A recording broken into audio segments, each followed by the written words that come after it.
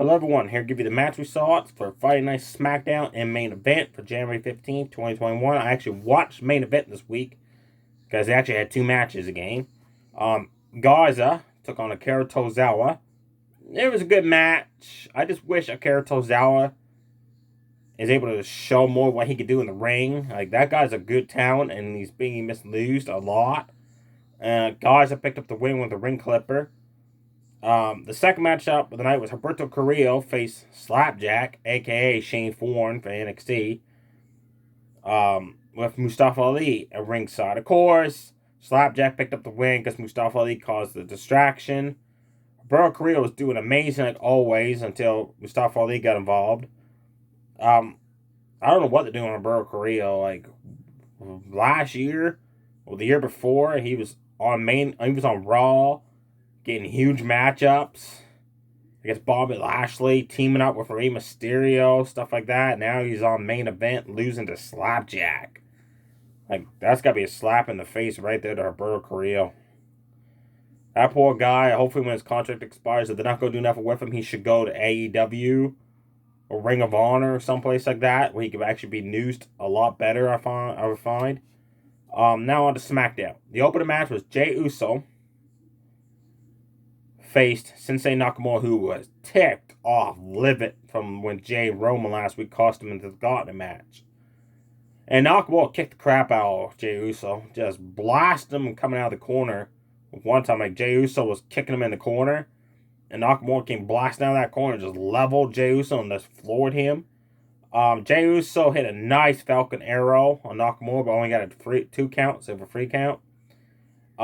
Jey Uso hit the super kick. He went for the Uso splash, but Nakamura got his knees up. And then Jey Uso tried to steal the match with the feet on the ropes. Referee counted 1, 2, 3, but then he saw that Jey Uso had his foot on the ropes, so he stopped. Like, he didn't stop the count, but he's like, no, don't ring the bell. I caught him cheating. Jey Uso argued. Referee, and when he turned around, Nakamura just blasted him with the King Sasuke kick for the 1, 2, 3. So way to go. Nakamura got a huge win on SmackDown. I'm just going to point out Cesaro was on commentary during that match, and I could tell that he is going to betray Nakamura soon because the way he was talking, like, my co-asked him, like, where were you last week when your partner, Nakamura, was getting attacked by Roman and Jey Uso? And he's like, oh, I was backstage. Tommy knows what's happening. Tommy made out the Thunderdome. The whole thing was over. Don't worry, Cole. I still got Nakamura's back and all that stuff. Like, this way Cesaro was talking, I could tell they're going to break those two up.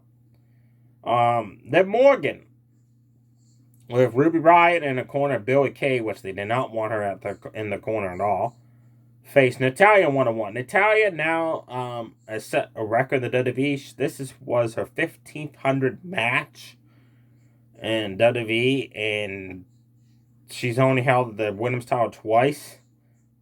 That, to me, is like, Natalya should be used a lot better throughout the years than they have used her. But I'm happy that she has a record in WWE for the most women's matchups with 1,500. Way to go, Natalya. Good match. I enjoyed it from start to finish until the finish.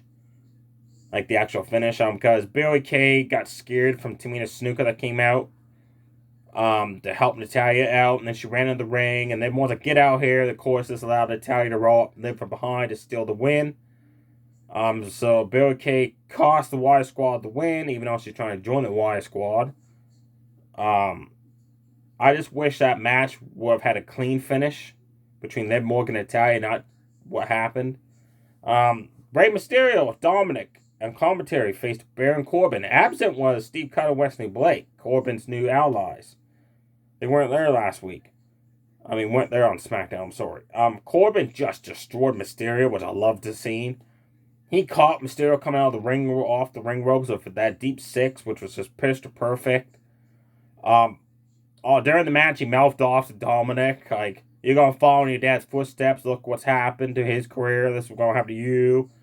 Dominic went to attack Corbin from behind outside the ring. Corbin just decked him with a punch and floored Dominic. That's what you get, Dominic. We don't mess with Corbin. Mysterio stopped his son trying to get into the ring to get payback. And Mysterio's going to try to cost me the match here, kid? Like, what's going on, son? And then Corbin grabbed Mysterio, spun him around, hit the end of days for the 1-2-3. Way to go, Corbin. Happy he won the match. After the match, the Mysterio family while Mysterio and his son Dominic was arguing, talking in the ring. Mysterio basically was telling Dominic, "You cost me the match. What were you thinking?" Stuff like that. Dominic's he was mouthing off to me, basically downgrading us, stuff like that. Blah blah blah. I'm just happy Corbin got the win, and he was impressive. If Daniel Bryan don't win the Royal Rumble match, Corbin should win it. Daniel Bryan faced Cesaro one-on-one. This match came about after a training segment backstage with Otis, Gable, and Daniel. Great match. I enjoyed it from start to finish. These two guys put on a classic. One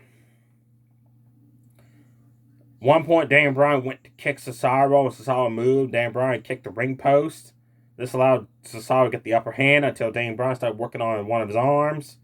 Daniel Bryan tried to make Cesaro twice submit to the yes lock, but Cesaro kept getting out of it. Daniel Bryan got leveled with a massive uppercut, which I loved from Cesaro. Cesaro did a top rope superplex, but he spun him in here, kind of like twisted when he did it. That was cool to see. Daniel Bryan went for the running knee, and Cesaro just floored him with the uppercut, followed by the neutralizer with a 1-2-3. So Cesaro beat Daniel Bryan. That was huge. The main event was Apollo Crews, which is now basically turned heel. Let's just say that he's a bad guy now. Faced Sami Zayn. The winner of this match faces Big E next week on SmackDown for the Intercontinental title. Back and forth matchup between Apollo and Sami Zayn. Anyone can win the match. Sami Zayn went to steal the winner of a handful of tights, but the referee caught him. And then Apollo Crews rolled up Sami Zayn and noosed the tights for the 1-2-3. And then Sami Zayn was like, well, hey, like, he noosed the tights. And the referee's like, I didn't see that. So Sami was complaining that he got caught, but Apollo was able to win that way. Big E, after the match, Apollo and Big E has words. And Big E is like, hey, I'll meet you in the parking lot, man. Like, Big E's not one you mess with.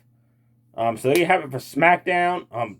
Good show. I enjoyed it. Match-wise. Definitely check out Daniel Bryan versus Cesaro. Apollo and Sami Zayn was a good match. Corbin. Watch Corbin versus Mysterio if you want to see Corbin dominate. Next week, announced Big E defends his Intercontinental Championship against Apollo Crews and Bianca Belair versus Bayley in an obstacle course. It better be in like an actual gymnasium somewhere in high school or something, not just set up in the WWE ring, because that won't look good. Stay safe, everybody. Too sweet. Bye.